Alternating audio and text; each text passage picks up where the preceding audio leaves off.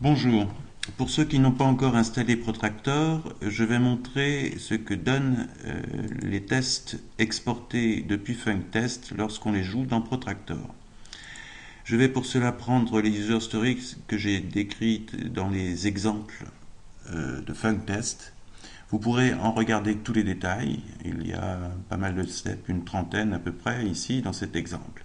Alors comment faire pour les jouer avec Protractor? D'abord, je les exporte depuis FunkTest et voici donc le fichier Protractor et je vais l'enregistrer à l'endroit où Protractor s'attend à les trouver pour les jouer.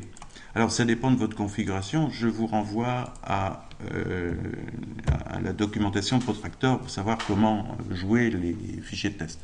En l'occurrence ici, je lui demande, je l'ai mis dans ce répertoire de façon à ce qu'il puisse le jouer aisément. Alors allons-y et regardons ce que ça donne. Dans ce premier test, il s'agit d'aller acheter une paire de chaussures chez Decathlon. Vous allez voir ici, dans la partie gauche, les différents steps s'afficher au fur et à mesure qu'ils s'opèrent sur le navigateur, ici à droite. Ce sont les intitulés qui se trouvent dans FunkTest que vous retrouvez, ainsi que les ID ici qui sont aussi ceux de FunkTest. Alors regardons comment ça se passe. On va choisir une chaussure. Je crois qu'on va sélectionner la taille. On ajoute au panier. On poursuit la commande. Voilà.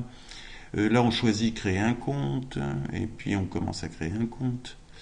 Alors on s'appelle Albert Einstein, notrelativité.com.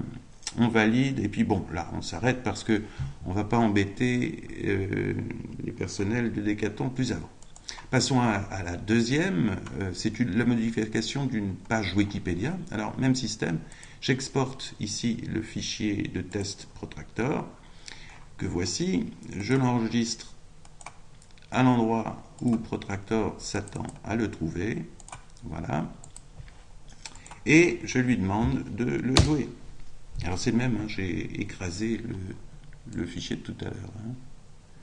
Mais là encore, hein, regardez la doc de Protractor pour savoir toutes les possibilités de configuration. Alors là, je vais rajouter un tableau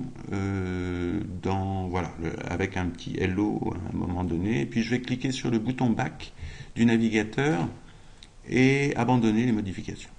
Voilà. J'espère que cette petite démonstration vous aura donné envie d'utiliser FunkTest et Protractor. À très bientôt.